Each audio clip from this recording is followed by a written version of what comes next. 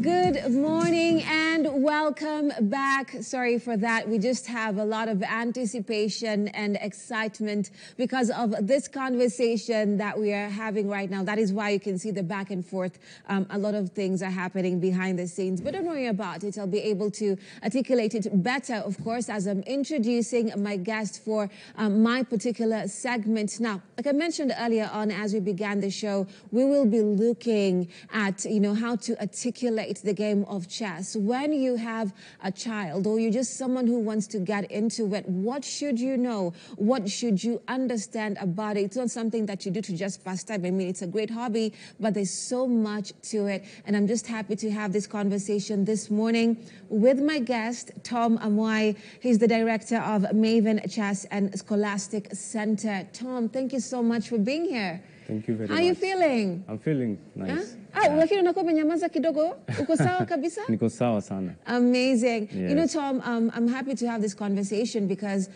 we are sometimes having the mindset where most people or some people will see chess from the movies, but then they'll be like, kweli hapa, am I really, going to have the same experience as the movie or what will happen? So, when it comes to, articulating chess, it's a game where it uses a lot of your mental acuity. Yes. It uses a lot of your mental processes. You're able to, do things with your mind because you know how to move, this particular piece. And you're also able to anticipate someone's move. So I want you to give us your perspective on why you even love the game of chess and what you do. Okay.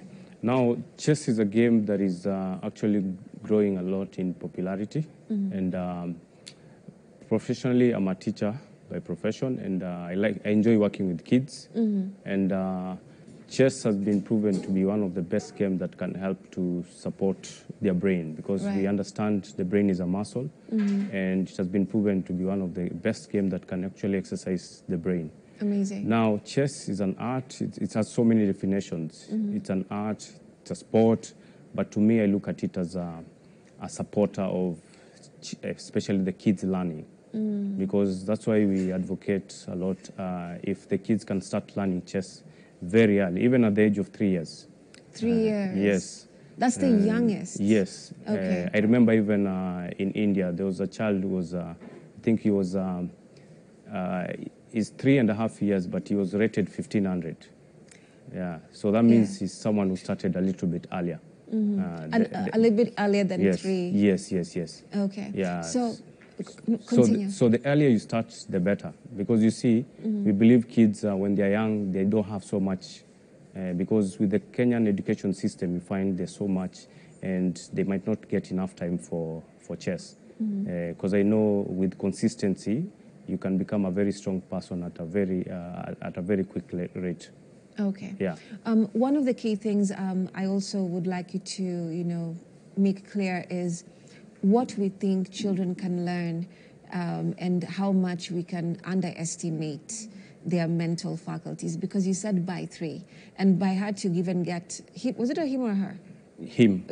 Yeah. 1500 score, and you said this child had begun earlier, right? So how does it look like teaching, a child as young as that? Now, what happens is that first you need to make it fun, and with a lot of research, we found very good tools we can actually use to support the children, make it more fun for them. Yeah, because you see, once the kids have fun in what they're doing, they'll learn more. They'll tend to learn more. So the most important thing is to make sure that, what we know is that the child's concentration lasts for around 7 minutes. So we've seen with chess, you find that there's a lot of improvement, actually. We even have kids who are 4 years, they can concentrate for even more than 1 hour. Amazing. Yeah. But that's not what we're told. Yeah. Yeah. So you find the more you do it, the better. It helps you with your concentration. There's also the critical thinking. There's also the decision making. And even some of the kids I interact with, very young, you find they mature in terms of logic at a very early age. Okay. Yeah. When you say mature in terms of logic, please explain that further. Yeah, so in terms of reasoning, even when you're trying to have a conversation with them about life, You'll actually think this is this is an adult. You're explaining some stuff in life, like just you're an adult, a young adult. I see. Yeah. Now, you're also able, like I said earlier, to anticipate moves. I'm supposed to play this game where I know my knight is moving here, or when you'll use the power moves to basically say, hey, I thought you I've won this game, right? So how do you bring that to the fore, especially when you are articulating that for a child, that listen, when I move this, I can tell this is what you'll move, and this is what, in the larger sense, it means. Yeah, so that one basically we are talking about calculation. We tell them the moment an opponent makes a move, you have to stop and look at the move first of all. Ask yourself, why did they play there? So you have to be able to anticipate their threats. Maybe they're attacking. Maybe just a normal developing move. Maybe they're trying to find safety for their king. So the moment an opponent makes a move, you have to stop, ask yourself, why did they make that move? Are they attacking? So when you try and help them question themselves, they try and question the move that they are making, they'll always find the best move to play, because you need to see like around at least 3 moves ahead. Yeah. And that amounts to calculation. Okay. You say, if I play here, he's going to reply with this. And you're always thinking about their best defense. Yeah, you don't just play this because you think your opponent will make an error. No, I see. That's what we call hope chess. Okay. We always tell them, once they make a move, try to find their best defense. And after they play that defense, how will you respond? Okay, Yeah. got you. Now, chess is very popular, in the country. Yeah. But again, also, we could say in some quarters, it just depends on where you are, proximities and the like. So am I right to say it's popular? Or for those who know about it, it is popular? Yeah, chess is popular. And if you look at the last national championship, we had over 7,000 children participating in a national championship. Yeah, the first championship, I think we had around 1,000. So it has been increasing. Maybe this year we are going for another national championship in Kitale. Yeah. So maybe we might have more numbers than what we had in Mangu. And I'm curious, before you continue, different counties and the experiences with chess, how is that?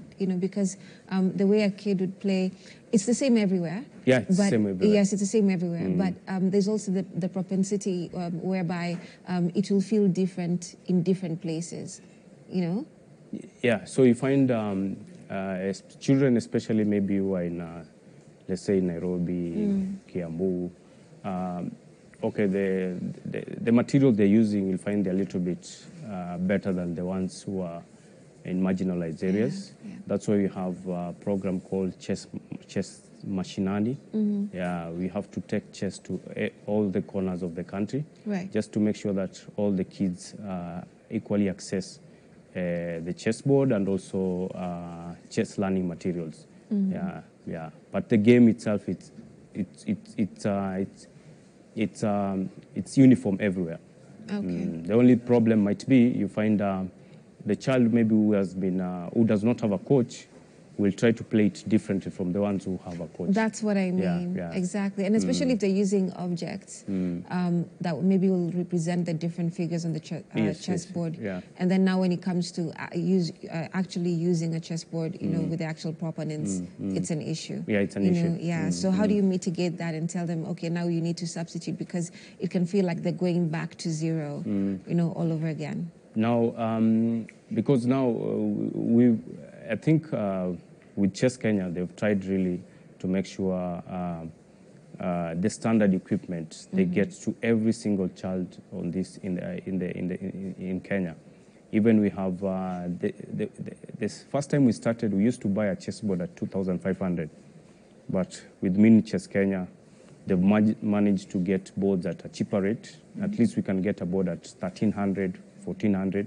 That means most of the kids can get a standard chessboard and use it in terms of training. Because when you're training, we normally advise that we have to use the standard equipment, an equipment that even if you're going for an international or a world championship tournament, you're going to meet that same equipment. Got you. Yeah. All right. I want to go back to you now and your journey, with playing chess to the craft, moving forward up to the point where now you felt, okay, fine, I need to teach and, foster this amazing young minds to that matter. So why was this game important to you that you began this journey? Now, the game was, as I told you that professionally I'm a teacher. Yeah. I'm supposed to be teaching chemistry and mathematics. Right now? But you're here. Yeah, I'm here. So Right. I was teaching in a school in Kitengela. That's for almost 6 years. Okay. And my dream was to start a school. I wanted to start a school. So what happened is a general school or just one specifically focused? No, just a school. So I started giving children tuition and All right. tuition, especially that is after school and also during holidays. But there's a time tuition was abolished and I had to quit teaching. So I decided, why don't I do, because I was so passionate about chess because I learned chess in 2005 when I was finishing my university. But I didn't take it very seriously. Okay. I attended some of the tournaments. I saw the kids were not so many who were playing chess. Okay. Yeah, so I decided to offer training for chess. I could approach schools and manage their chess clubs. So we have so many children we are training. I think we have almost like around my club, we are training almost like over 500 children. Okay. Yeah, in different schools. And we've seen a lot of progress. Even parents are saying most of the kids now they are so focused on chess, they're avoiding other things like they have reduced their addiction towards Roblox. They're doing what is that game on the PS? Fortnite. Fortnite, Yes. yeah. So we want to at least take some of their time instead of them spending so many countless hours on Fortnite, on Roblox. If they can do some good work in chess, then it can really help them. Because I believe, as I said, chess is a very good sport for them. Let them start learning as early as possible because it also supports their classroom work. Yeah, that is calculation skills which are needed in mathematics. We have science, decision-making skills, which can also be improved when you continue playing chess consistently, that is. Okay. Yeah.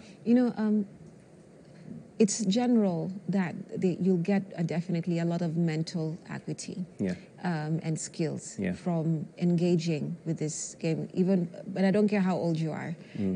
It's classic, it's standard. Yeah. But is there any specific lesson that you push the most when it comes to, when you're fostering these children into understanding the importance of this game? Now, the most important thing, as I told you, if you are training these children, first you need to make it more fun. And chess is going to be fun if these kids understand the basics. And patience. And patience, actually. Yeah. So chess is going to be fun if these kids understand the basics. If they are going to struggle with the basics, they're not going to play chess for a very long time. So you have to make sure that they get it correct during the basics. Let them understand they need to control the center. They understand the center is the most important part of the chessboard. Yeah. They need to get their pieces out. And also you connect this to the real life situation. You tell them you want these pieces. Sometimes I tell them you need to be communicating to the pieces. And they're like, no, they don't have a life. Actually, so for some, they maybe look like toys. Yeah. So I tell them it's you to put some life in them. You see, you're giving them instructions. And they're going to follow your own instructions. If you give them wrong instructions, they won't achieve the objective that you wanted to. So then some people would ask, is chess for everyone? Yeah, chess is for everyone, actually. Chess is for everyone, right from the very young age to very old age. I think the oldest person right now should be maybe around 90-something playing chess. And we know chess also prevents Alzheimer. that comes with the old age. So chess is for everyone, is for even doctors, whoever in any field. We even have some doctors who are very busy, but they're playing chess. Yeah. They're finding time because you can also play online. You can play online with anyone. Chess is a very quick game to assemble. You just need a board and the pieces. So yeah, that's why I think it's very, very popular. Okay. Now, we've And seen... in terms of participation, we have millions of people who are playing at every given time. Okay, Yeah. because I've seen while I was reading, especially on the aspects of how people use, the game of chess in their own personal lives. And some users were saying, man, if you cannot focus, so if you don't know how to lose, then you should not be playing this game because it's a very highly competitive, emotive game. And I've seen people literally have such bad weeks and days when they lose. I don't know, Tommy, if you're a sole loser when it comes to, how you play, or, if someone gets to your center and you're not there yet, So what about the emotions, because they're part and parcel of the game. But when you watch a classic, like, the meetup that you say that will be happening in Kitale, and there's so many kids, everyone is composed. They don't act like adults. They're like, why are you moving this piece like this? They're way more disciplined than, even adults would be. So I want you to articulate that process of how you get all these kids in one big room and they're all so composed. They're like, yeah. Okay, there are those ones through training, they've been taught how to react, especially after a loss. There's a win or a draw. We tell them all these results are just different types of flavors. When you lose, we don't even call it losing, we call it learning, because when you lose, you learn.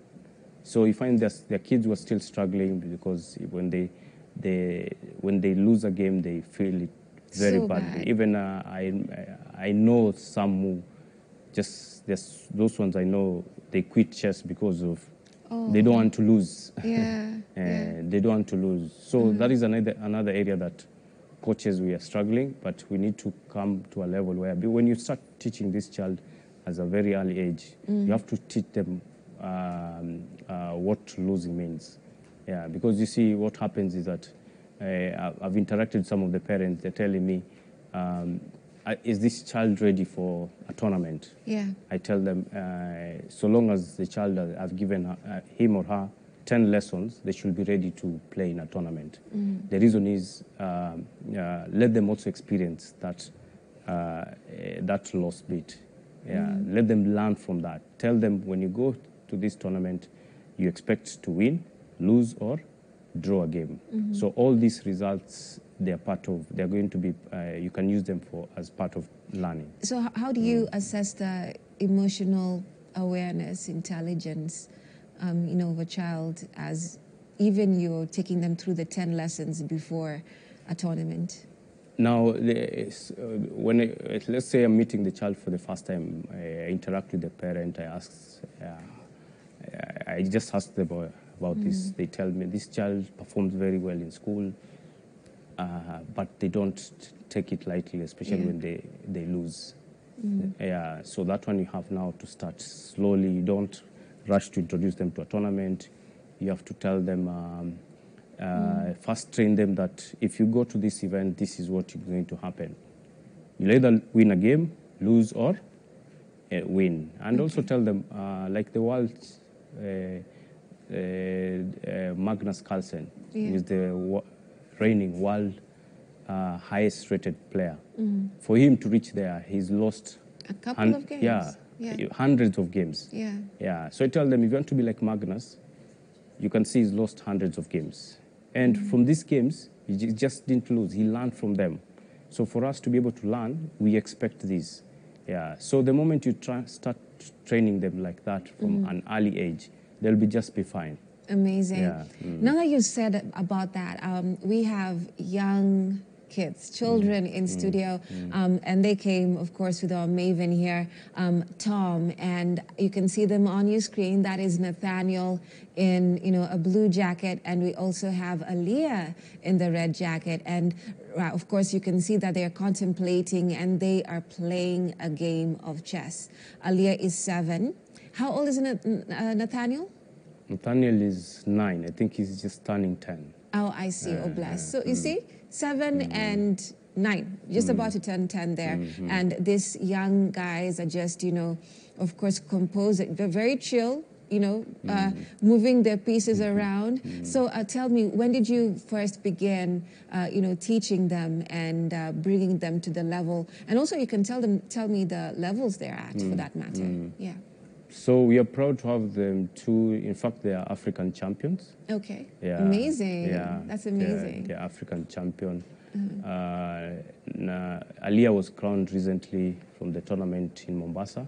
Okay. We had Africa Schools Individual Chess Championship that happened in Mombasa. Kenya, we happened to get 9 golds. That's 9 African champions. All right. Yeah, so we did pretty well. And Nathaniel, he got his title in Egypt, yeah, in the under-8 category. Okay. Yeah. So Nathaniel learned. I think he started learning during the COVID period. Yeah. During that time, I was offering classes online. In fact, to me, I can say COVID was a blessing in disguise. A blessing in disguise, because during that time, even most of the coaches in Kenya, we didn't know how to train chess online. But during COVID, we were doing... Can you imagine? Like a whole game. Yes. So during COVID, we are able to learn how to train kids online. Until now, we still teach them online, most of them. Okay. Yeah. All right. Right. So Aaliyah there and Nathaniel, they're champions. Yeah, they're champions. So they've gone through the 10 classes. Like you said. Yeah. They've done more than 10 classes. Yeah. Yes, but initially. So introductory, they do the 10 classes. Yeah, just to make sure you prepare them. There they are on your screens playing chess. Yeah. Amazing. Right, and this is just for our viewers. If you're joining us right now, on your screens we have young Aaliyah. She's 7 years old, and Nathaniel, who is 9, turning 10. Of course, they're not attempting. They're playing chess. They're playing chess. And we have their teacher. He's a maven, and he's Tom Amai here, explaining exactly the processes of getting your child to the point where, they're champions and they can articulate things as mature adults and articulate the game in a way that they can be able to play, even you. They play Tom. I'm sure they play you, right? Yeah, they play me. Did they beat you? Yeah, they've beaten me. When we go for a break and we come back with the kids, I want to ask Aaliyah and Nathaniel if they've played you and beaten you in a couple of of games, like when we go for that matter. But how do you also teach kids to the point where you give them the freedom to now play against you and also give yourself a freedom to say, hey, leo nimeshindwa, and it's okay? Yeah, so to me, when they start beating you, you're like, hey, then you can, it's also one way of measuring progress. Okay. Yeah, it's one way of measuring progress. I tell them chess is not about age, because some of them will find if they are paired against an older person. Just hold on to that. Sorry to interrupt you, but we need to take a short break. We'll be back with this action-packed conversation. Do stay with us.